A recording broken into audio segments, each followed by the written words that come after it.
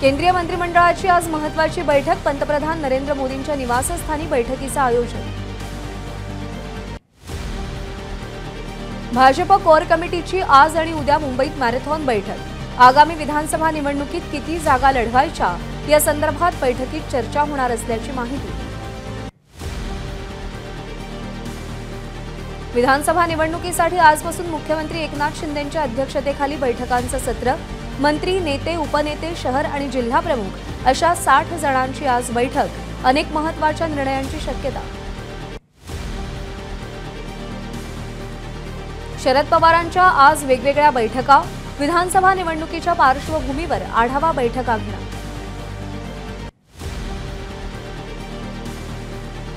शरद पवार गटाचे प्रदेशाध्यक्ष जयंत पाटील आज सोलापूर दौऱ्यावर, कार्यकर्त्यांची बैठक घेणार, चर्चा करणार।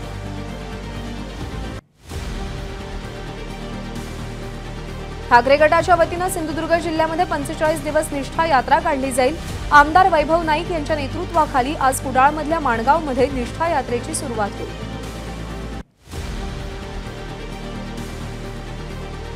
वाघनख साताऱ्यात दाखल, 19 जुलैला ढोल ताशांच्या गजरात वाघनखांचं स्वागत केलं जाणार। साताऱ्यातील छत्रपती शिवाजी महाराजांच्या संग्रहालयात सातारकरांना वाघनख पाहता येणार।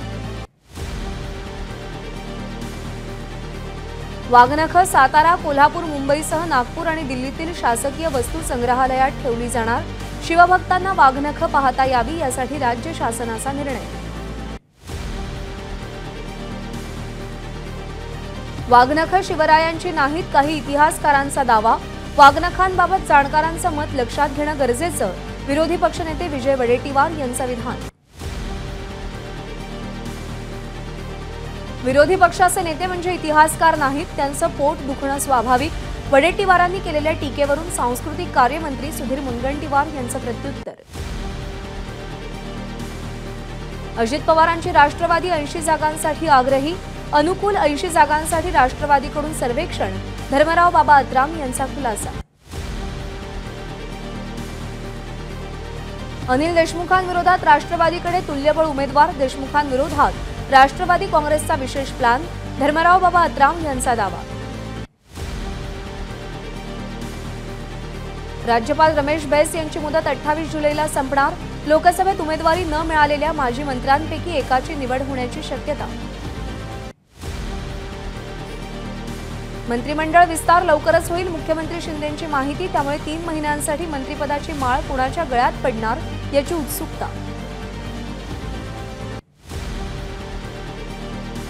भाजप गाजर दाखवणारा पक्ष, त्यामुळे कोणताही मंत्रिमंडळ विस्तार होणार नाही।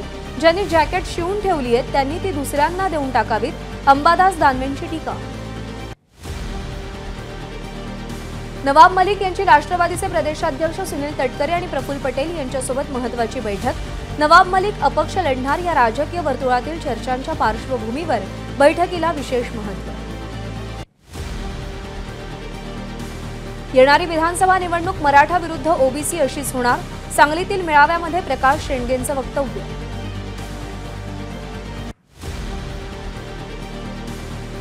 छत्तीसगड महाराष्ट्र सीमेवर पोलीस आणि नक्षलवाद्यांमध्ये चकमक, 12 माओवाद्यांना कंठस्नान, तर चकमकीमध्ये पोलीस उपनिरीक्षक सतीश पाटील जखमी। गडचिरोली पोलिसांना राज्य सरकारकडून 51 लाखांचं बक्षीस जाहीर। गडचिरोलीतील कार्यक्रमात पालकमंत्री देवेंद्र फडणवीसांची घोषणा। 12 माओवाद्यांना कंठस्नान घालणाऱ्या C60 जवानांना मुख्यमंत्र्यांची शाबासकी। गडचिरोली पोलीस अधीक्षक निलोत्पल आणि स्पेशल आयजी संदीप पाटील यांच्या C60 युनिट प्रमुखांना मुख्यमंत्री शिंदेंनी फोन करत कौतुक केलं। नागपूरमध्ये अत्याधुनिक कंट्रोल अँड कमांड सेंटरचं देवेंद्र फडणवीसांच्या हस्ते उद्घाटन। या कंट्रोल सेंटरला नागपूरमधील 5000 सीसीटीव्हीचा ॲक्सेस, तसंच आता गुन्हेगारांना त्यांच्या आवाजावरून देखील शोधता येणार। समृद्धी महामार्गावरचा भगदाड दुरुस्त करण्याचं काम अखेर सुरू। मुंबई कॉरिडॉरवरील चेनेज 332.6 वरच्या पुलावरचं भगदाड एबीपी माझानं समोर आणलं होतं। ऑगस्टच्या पहिल्या आठवड्यापासून मध्य रेल्वेचं नवं वेळापत्रक। दादर स्थानकातून 10 लोकल फेऱ्या सुरू करण्याचा निर्णय, तर परळ स्थानकातून अतिरिक्त 24 फेऱ्या सुरू होणार।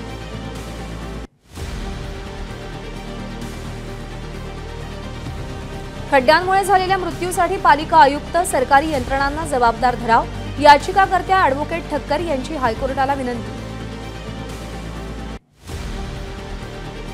पश्चिम महाराष्ट्रात झिका विषाणूंच्या रुग्णांमध्ये वाढ. पुणे, कोल्हापूर आणि नगर परिसरात 28 रुग्णांची नोंद. झिकाचा वाढता धोका तापदायक. नाशिक पालिकेच्या छतावरच डासांची उत्पत्ती होत असल्याचं समोर, त्यामुळे आता महापालिका काय कारवाई करणार याकडे लक्ष.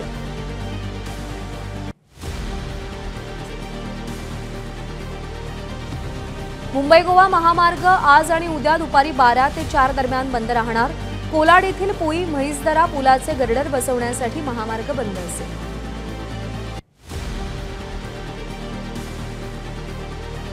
मुंबईमध्ये रात्रभर पावसाची संततधार. मध्य मुंबईमध्ये ठिकठिकाणी पाणी साचण्यास सुरुवात.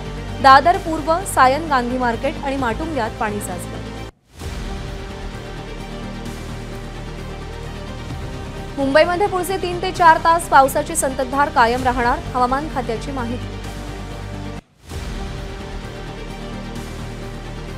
पश्चिम आणि हार्बर मार्गावरची रेल्वे वाहतूक 5 ते 10 मिनिटं उशिरानं, तर मध्य रेल्वेची उपनगरीय रेल्वे सेवा 15 ते 20 मिनिटं उशिरानं.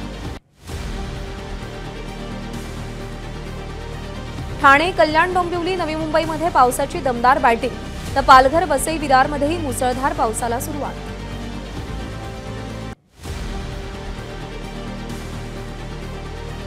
सांगलीच्या चांदोली धरण परिसरात पुन्हा अतिवृष्टी. 24 तासात 85 मिलीमीटर पावसाची नोंद. चांदोली धरणातून 1649 क्युसेकनं वारणा नदीत पाण्याचा विसर्ग.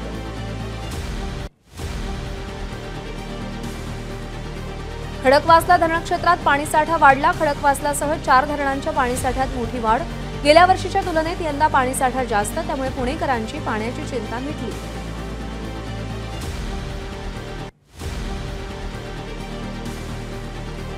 धुळे जिल्ह्यातील शिंदखेडामध्ये पावसामुळे कपाशीचं पीक पाण्याखाली आल्यानं शेतकऱ्यांचं मोठं नुकसान. शेतकऱ्यांसमोर दुबार पेरणीचं संकट. नुकसानाचे पंचनामे करून भरपाई द्यावी, शेतकऱ्यांची मागणी.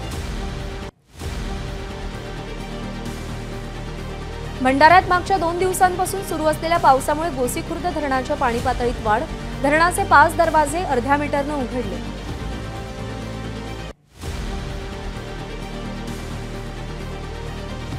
भंडाऱ्यात पावसाची हजेरी. दमदार पावसामुळे भात शेतीच्या कामांना वेग.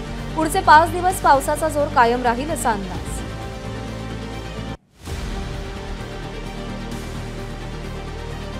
पुणे पोलिसांच्या नोटिशीनंतर वाशिम पोलिसांनी 1.5 तास पूजा खेडकरांचा जबाब नोंदवला.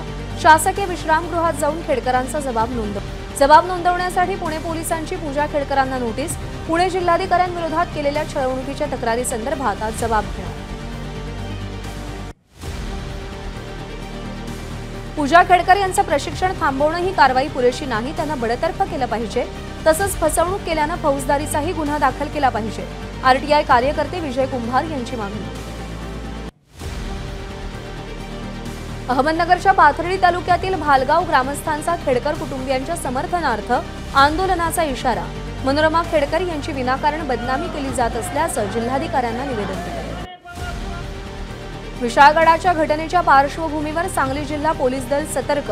सोशल मीडियावर अफवा आणि वादग्रस्त मेसेज शेअर करणाऱ्यांवर कारवाईचा सांगली पोलीस अधीक्षकांचा इशारा. कोल्हापुरात समाजात तेढ निर्माण करणारे व्हिडिओ पोस्ट करण्यास बंदी. विशाळगड घटनेच्या पार्श्वभूमीवर पोलीस प्रशासनाची खबरदारी. पिंपरी चिंचवडचे शहराध्यक्ष अजित गव्हाणेंनी शरद पवारांच्या राष्ट्रवादीत प्रवेश केल्यानंतर अजित पवारांनी आज बैठक बोलावली. उर्वरित पदाधिकाऱ्यांनी तुतारी फुंकू नये या अनुषंगानं खबरदारी. पिंपरी चिंचवडमधील शिवसैनिक आज उद्धव ठाकरेंची मातोश्रीवर भेट घेणार. अजित गव्हाणेंनी शरद पवारांच्या राष्ट्रवादीत प्रवेश केल्यानं पिंपरी चिंचवडमधील शिवसैनिक अस्वस्थ. अमोल कोल्हेंचा भोसरी विधानसभेतील जनता दरबार रद्द.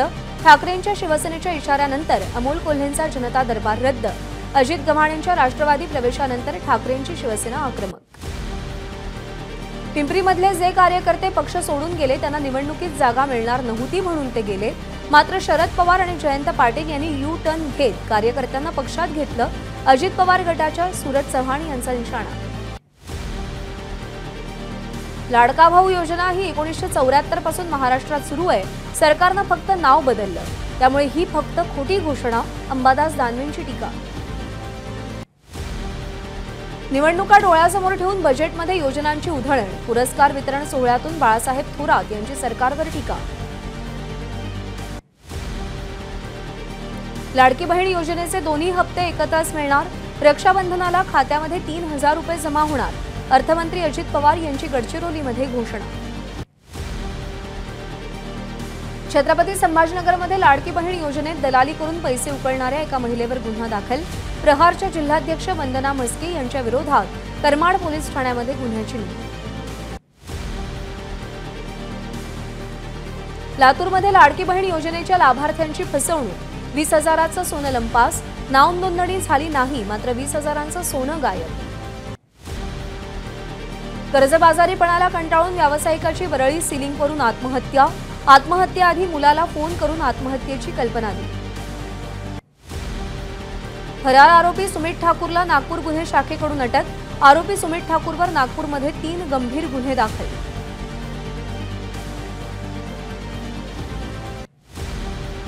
विद्यापीठांच्या कॅन्टीनमध्ये समोसे, नूडल्स सारख्या पदार्थांच्या विक्रीवर बंदी येणार, यूजीसीनं मार्गदर्शक तत्त्व जारी केली।